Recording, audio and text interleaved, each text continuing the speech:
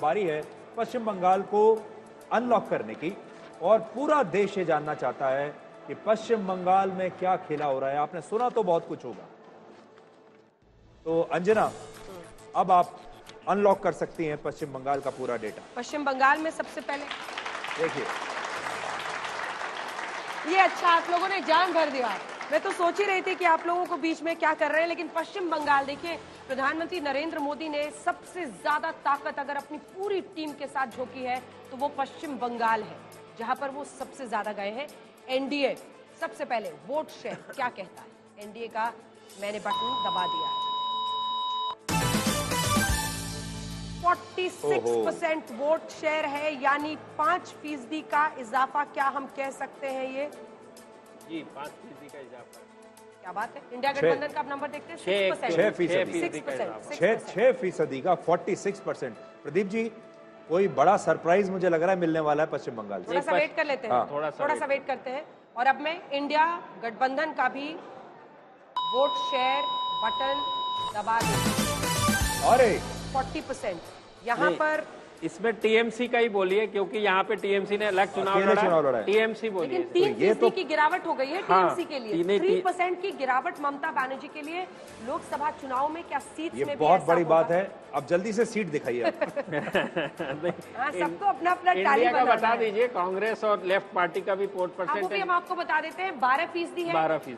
अगर आप कांग्रेस और लेफ्ट को देखें, जो कि एक साथ अलायंस में है, सीपीआईएम और कांग्रेस पार्टी, देखिए सीट शेयरिंग नहीं हो पाई ना, इसीलिए इसको अलायंस को आपको अलग अलग करना पड़ेगा। और टीएमसी का यहाँ पर 3% गिरावट है। टाइम नहीं वेस्ट करते हैं। सीट्स एनडीए 26 से 31 सीटें। देखिए, अरे भाई, देखिए आप लोग आप ये देखिए, अभी हमने कुछ नहीं किया, लेकिन बीजेपी की इतनी सीट देखकर जो हमारे दर्शक हैं जो यहाँ बैठे हुए हैं, अपने आप तालियां बजाने लगे। अभी लेकिन ये नतीजे नहीं है, अनुमान है। और प्रदीप जी अब बताएंगे कि इस अनुमान के पीछे की वजह क्या है। अंजना, खेला हो गया। नहीं, बांग्ला में बोलिए खेला होलो। खेला होलो। खेला होलो। खेला होलो। तो उसमें ऐसा हुआ है कि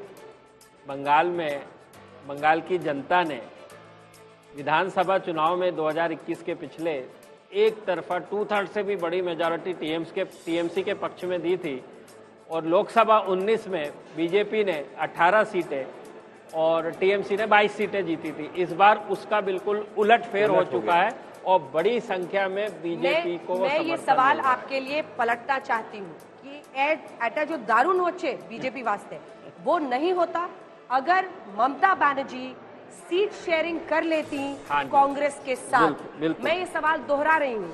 ये सवाल बताता है कि क्या ममता बनर्जी, वो यहाँ तक कह रही थी कि कांग्रेस वालों ने बीजेपी से पैसे ले लिए, वो उनको मदद कर रहे हैं, लेकिन सीट शेयरिंग ये ममता बनर्जी का अहम था, उनका अहंकार था। होता है, देखिए राजनीति में ऐसा होता है कि जब वो 221 सीटें जीतती हैं असेंबली में और उनको ये प्रूव हो गया कि माइनॉरिटी वोट तो एक मुश्त उनके फेवर में आ रहा है, कांग्रेस और लेफ्ट, क्या सोच सकते हैं आप ऐसा? आपकी सोच के बारे जरा सोच के देखिए।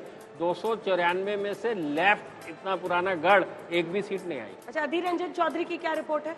अधीर रंजन चौधरी टफ फाइट में है। यूसुफ पठान पठान को उतार दिया है ना टीएमसी से। और वहाँ पे ऐसी भी स्थिति है कि इतना कड़ा मुकाबला है कि कहीं बीजेपी ना आगे निकाल ले।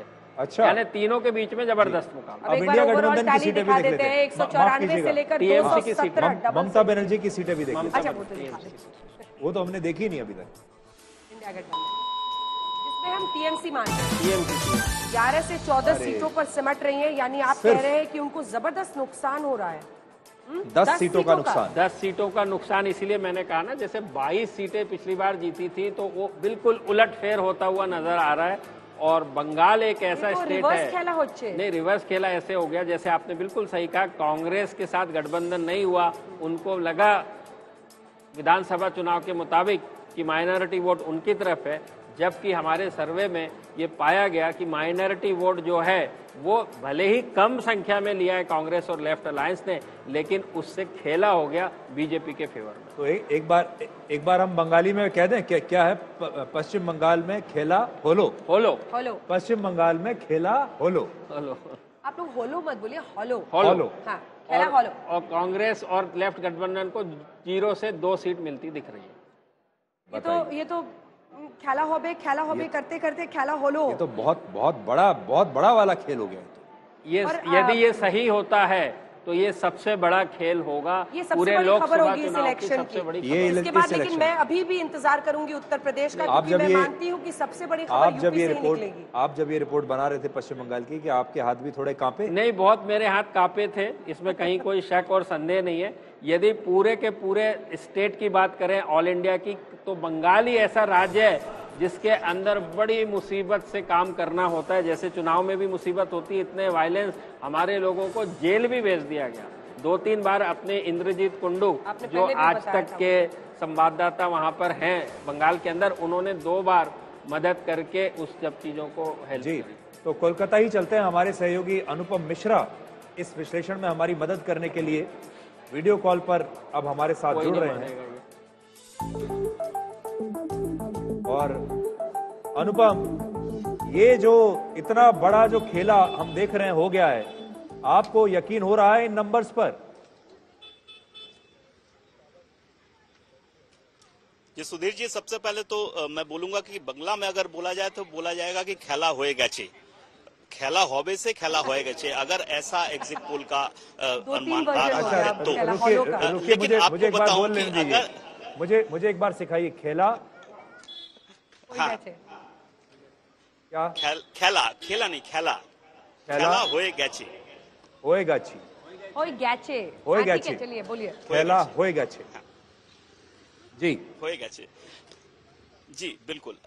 लेकिन अगर हम इस एग्जिट पोल के अनुमान से जाएं तो सबसे बड़ी बात है कि जो टीएमसी का गढ़ रहा है दक्षिण बंगाल, और आज जहां 9 सीटों पर चुनाव हुआ है, इसका मतलब ये है कि पहली बार बीजेपी दक्षिण बंगाल में सेंध लगा रही है। लेकिन मैंने जो पूरा घूमा, काफी सभी कॉन्स्टिट्यूएंसीज में गया, वहां पे एक चीज तो पक्की है कि जो भी मार्जिन होगा, जो अगर ये इस तरह से 46% हो रहा है, पिछली बार 40% के आसपास था, और ये टीएमसी का लगभग 43% था, तो ये जो 6% के आसपास का इजाफा हो रहा है, इसके चलते बहुत सारी सीटें ऐसी होंगी जहां पर जो जीत का मार्जिन है वो कम रहेगा। और खास तौर पर ये होगा दक्षिण बंगाल में, क्योंकि दक्षिण बंगाल में जो दक्षिण की बात हो रही है अनुपम, तो आपको टोककर एक सवाल पूछना चाह रही हूँ।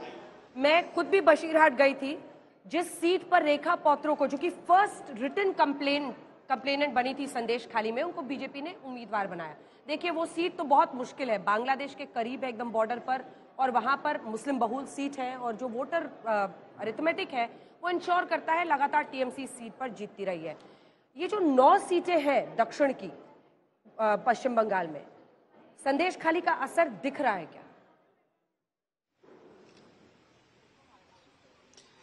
जी देखिए, संदेश खाली का असर कुछ तो दिख रहा है। सबसे बड़ी बात है कि संदेश खाली का असर सिर्फ संदेश खाली में बहुत ज्यादा हो सकता है, न हो, लेकिन उसके आसपास की जो कुछ सीटें हैं, खासतौर पर 12-7 सीट की अगर मैं बात करूं तो पिछली बार जो मार्जिन था वो 1,10,000 वोटों का मार्जिन था वहां पर। ये कम मार्जिन होता है लोकसभा में, तो ऐसे में 12-7 सीट पर असर पड़ सकता है।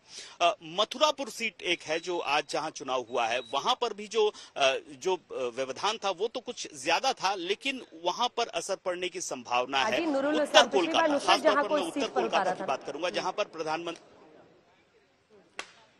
बिल्कुल, लेकिन वहां पे जो मार्जिन था बहुत ज्यादा मार्जिन है, तो वहां पे बड़ा मुश्किल है बीजेपी के लिए वहां पे इनरोड्स बनाना, क्योंकि संदेश खाली जो विधानसभा है वहां पर भले ही बीजेपी लीड ले ले, लेकिन बाकी की जो विधानसभाएं हैं वहां पर लीड लेना बड़ा मुश्किल है, बशीरहाट के बाकी जो 7 असेंबली सीट्स हैं। लेकिन उत्तर कोलकाता की खासतौर पर मैं बात करूंगा, जहां पर प्रधानमंत्री नरेंद्र मोदी ने पश्चिम बंगाल में अगर कोई एक रोड शो किया तो वो उत्तर कोलकाता में किया। अब पिछला जो मार्जिन था वो लगभग 1,27,000 वोटों का था उत्तर कोलकाता में, तो यहाँ पे अगर इस तरह से स्विंग हो रहा है, 6% का स्विंग हो रहा है, तो निश्चित तौर पर।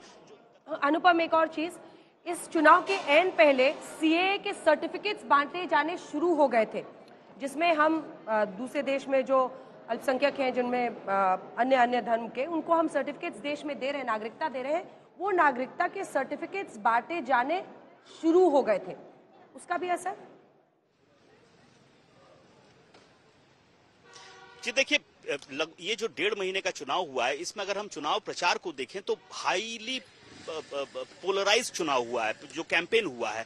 तो ऐसे में एक ध्रुवीकरण का आरोप बीजेपी पर लगा, वहीं तुष्टीकरण का आरोप ममता बनर्जी पर लगा, और जो कहीं हद तक चुनाव पर काफी असर भी डाला है इन सब मुद्दों ने। तो ऐसे में सीएए का मुद्दा जरूर कुछ जगहों पर, खास तौर पर जो मथुआ इलाके हैं जैसे बनगांव, रानाघाट, कृष्णनगर, यहाँ पर बहुत सेंसिटिव इशू है।